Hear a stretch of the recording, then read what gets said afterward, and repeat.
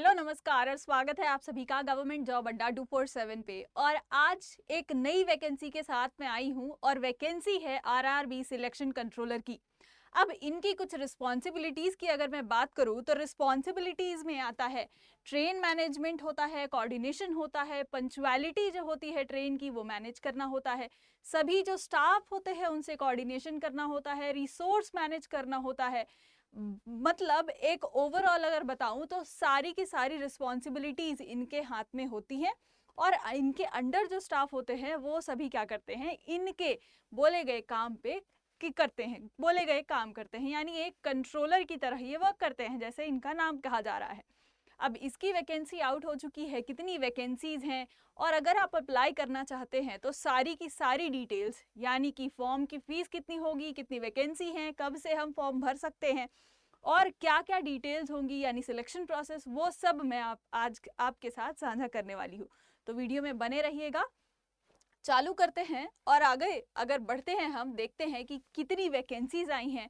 368 vacancies आई हैं total इस बार RRB selection controller के लिए। अब कौन अप्लाई कर सकता है और कब से अप्लाई कर सकता है, ये सारी चीजें मैं आपको बता रही हूँ। अब जैसा कि आप यहाँ पे देख रहे हो, सबसे पहले अगर देख लेते हैं हम ऑर्गेनाइजेशन कौन सी हमारी, तो रेलवे रिक्रूटमेंट बोर्ड है। सिलेक्शन पोस्ट, सिलेक्शन कंट्रोलर की पोस्ट है, ऑफ कोर्स 368 वैकेंसीज है हमारे पास।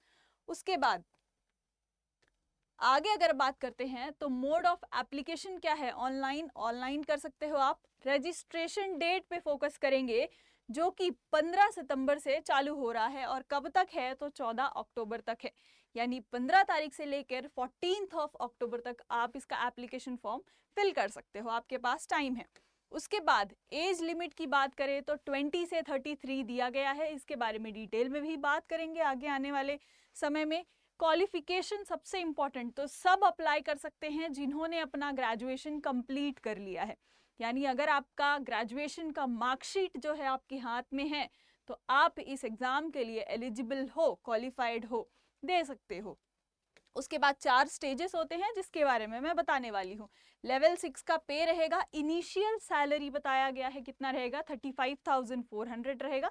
जॉब की जो लोकेशन होती है वो ओवरऑल इंडिया में होगी, यानी अक्रॉस इंडिया होगी, तो इसकी कोई टेंशन लेने की ज़रूरत नहीं है आपको।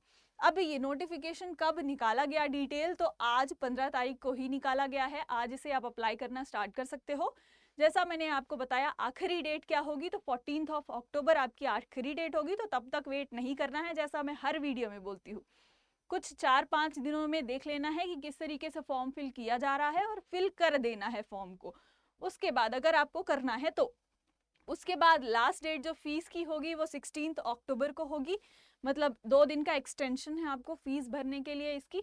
अब डेट्स फॉर मॉडिफिकेशन विंडो, अगर कोई भी करेक्शन करना है आपका एप्लीकेशन फॉर्म में, कुछ गलत हो गया हो, नाम, डेट ऑफ बर्थ या कोई भी चीज़, तो आप कर सकते हो। 17 अक्टूबर से 26 अक्टूबर तक ये विंडो ओपन रहने वाला है आपके लिए। पर ये दिमाग में लेकर चलना है कि हमें कोई भी गलती नहीं करनी है, क्योंकि यहाँ पे फिर आगे बढ़ना और करेक्शन करना, that is not good thing. आप यही लेकर चलिएगा कि हम कोई भी गलती ना करें, और अगर हो जाती है तो यहाँ पे विंडो है। अब आगे बात करें कितनी वैकेंसीज हैं, तो मैंने बता दिया है 368 वैकेंसीज आपकी आई हुई हैं। अब क्योंकि रेलवे की वैकेंसीज हैं तो ये जोन्स में डिवाइड होंगी दोस्तों। अब जैसा आप देख सकते हो सेंट्रल जोन में कितनी वैकेंसीज हैं, ईस्ट कोस्ट रेलवे में कितनी वैकेंसीज हैं, तो जैसा कि आप अपने रीजन के हिसाब से यहाँ पे देख सकते हो।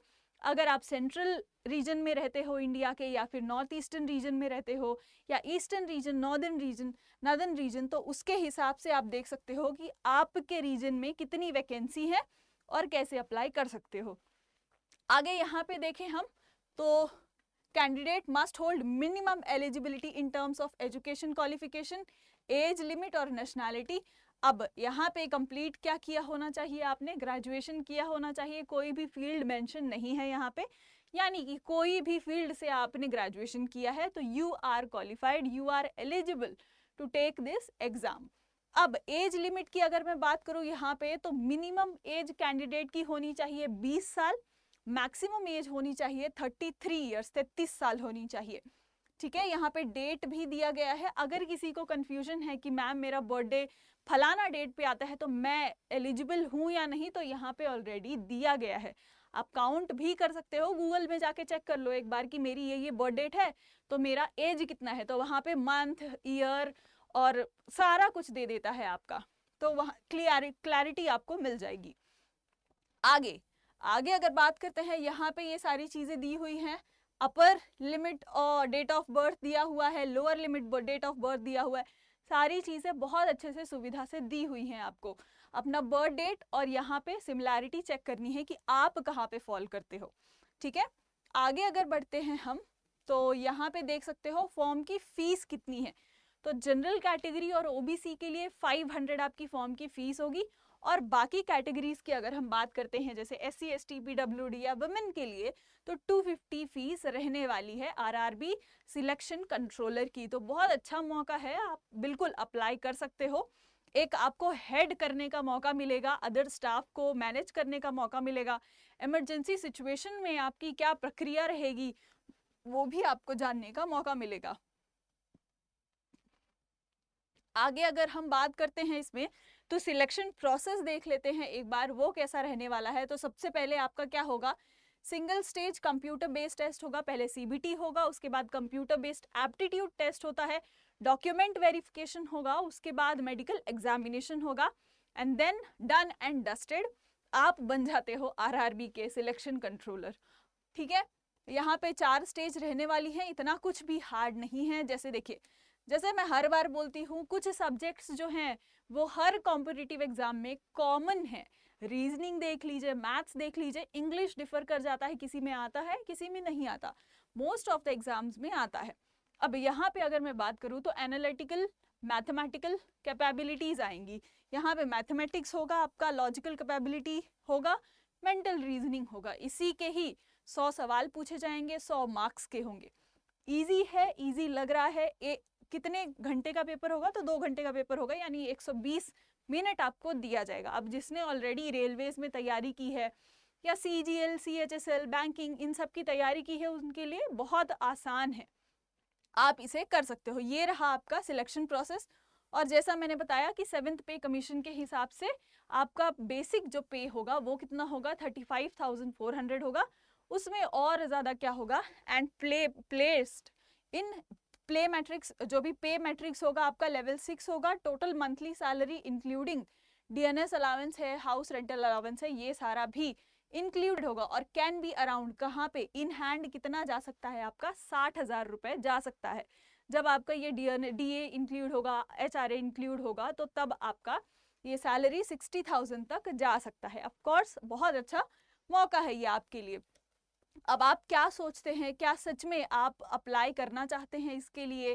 कौन अप्लाई करेगा, किसने प्रिपरेशन किया है, मुझे कमेंट्स में ज़रूर से बताइएगा कि कौन कौन इस फॉर्म को फिल करने वाला है। अगर आपको कोई भी डाउट आ रहा है फॉर्म फिल करते वक्त या इस वीडियो के अंदर जो मैंने जानकारी दी है, तो आप मुझे बता सकते हो, कमेंट कर सकते हो, उसको हम जल्द से जल्द रिप्लाई देने की कोशिश करेंगे, ताकि डाउट्स जो भी आपके हैं वो जल्द से जल्द क्लियर हो जाए। तब तक के लिए आप बने रहिएगा, वीडियो को लाइक कर दीजिए, शेयर कर दीजिए और अपने सभी दोस्तों के साथ शेयर कर दीजिए।